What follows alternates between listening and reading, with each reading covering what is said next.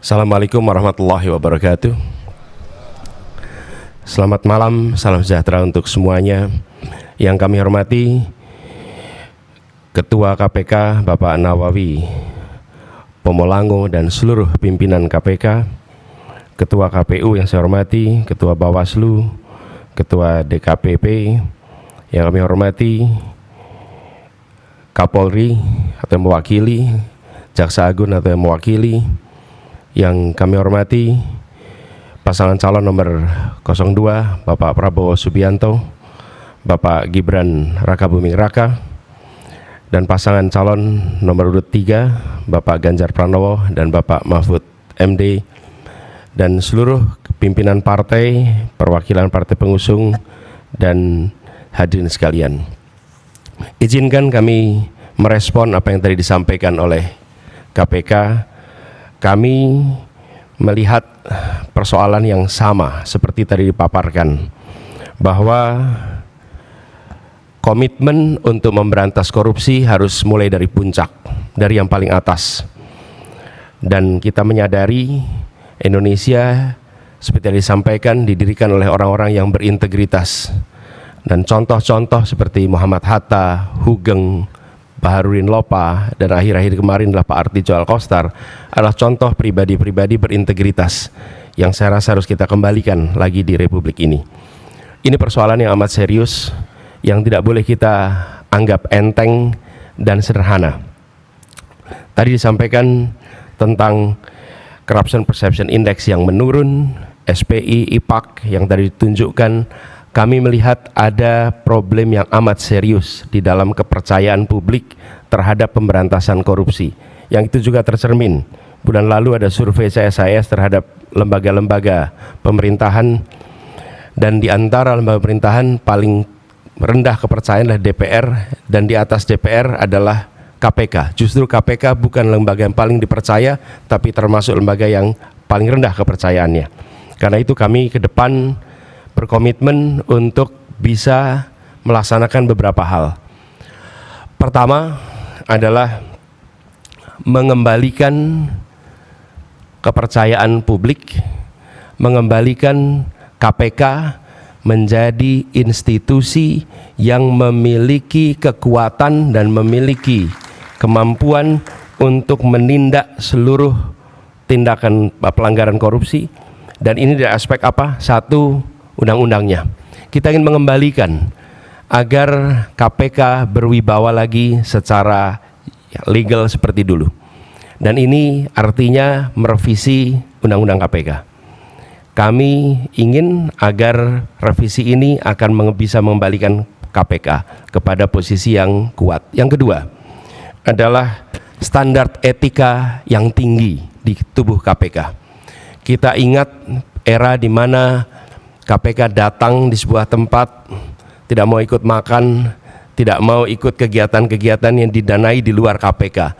Standar yang tinggi itu harus dikembalikan di KPK, sehingga bukan saja undang-undangnya memberikan kekuatan dan kemandirian, tapi juga di dalamnya baik pimpinan maupun seluruh staf bekerja dengan kode etik yang amat tinggi. Yang ketiga adalah rekrutmen. Rekrutmen di KPK kita perbaiki sama-sama seperti tadi disampaikan yang diusulkan oleh Presiden di tingkat pimpinan maupun rekrutmen staf. Bukan sekedar mencari pekerjaan, tapi menjadi tempat untuk memberantas korupsi. Ini hal pertama yang kami ingin lakukan. Yang kedua adalah seperti katakan tadi, optimalisasi LHKPN. Dan kami setuju, bila tidak itu dilaksanakan maka bisa dilakukan demosi, bahkan reposisi atau sanksi yang lain. Lalu kami melihat perlunya kita menuntaskan undang-undang atau RUU perampasan aset. Koruptor harus dimiskinkan, tidak ada pilihan lain. Ini adalah hukuman yang harus diberikan. Yang berikutnya adalah kami ingin mendorong konsep illicit enrichment dan trading in influence sesuai dengan UNCAC, yang harapannya nanti akan menjadi arus utama dalam pemberantasan korupsi. Lalu yang tidak kalah penting, kami berencana untuk mendorong pengesahan RUU pendanaan politik.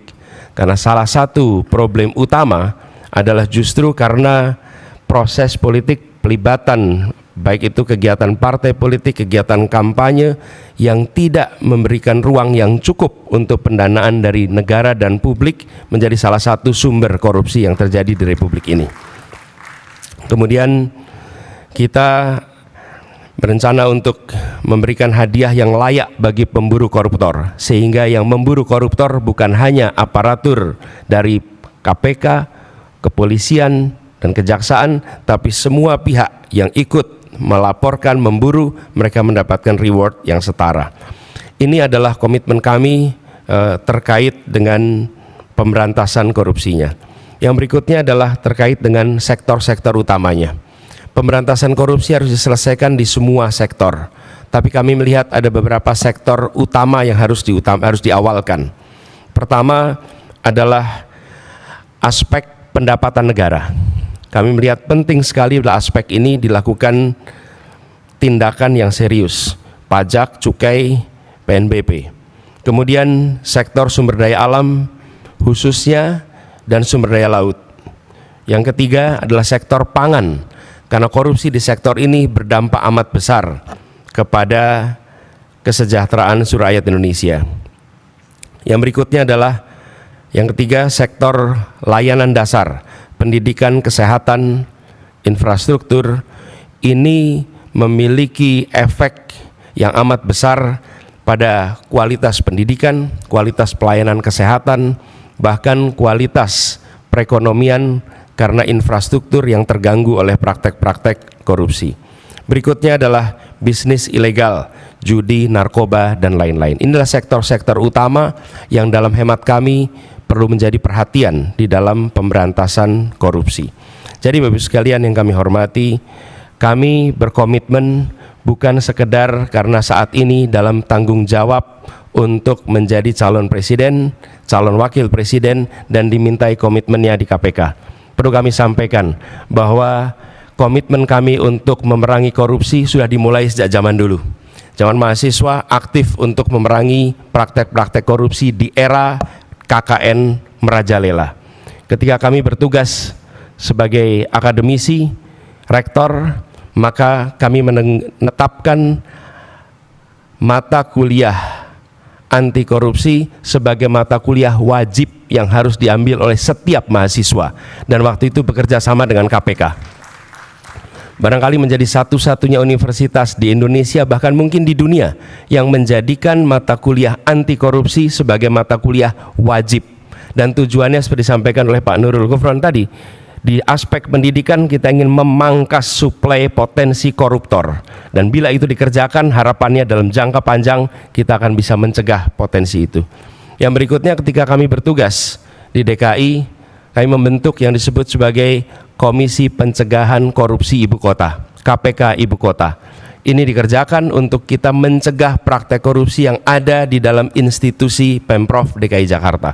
Jadi Bapak Ibu sekalian kami hormati, soal ini adalah soal serius, bukan soal untuk main-main, bukan soal untuk guyonan. Ini adalah persoalan korupsi yang amat mendasar harus dibereskan. Dan kami tegaskan bahwa komitmen yang kami sampaikan di sini adalah komitmen kami melanjutkan apa yang sudah kami kerjakan selama ini.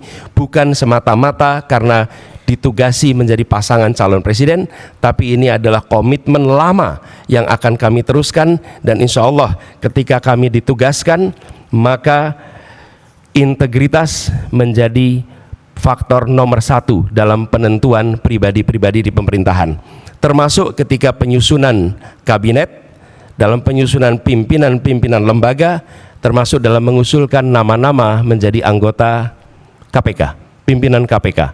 Ini semua bagian dari komitmen kita untuk mengembalikan agar kepercayaan rakyat pada pemimpin, kepercayaan rakyat kepada pemerintahan bisa pulih kembali, dan dengan kepercayaan itu kami yakin Indonesia akan bisa meraih semua yang dijanjikan oleh kemerdekaan. Seperti yang disampaikan tadi, 4 hal itu hanya akan bisa tercapai apabila kita memiliki komitmen untuk menjunjung tinggi integritas, kompetensi.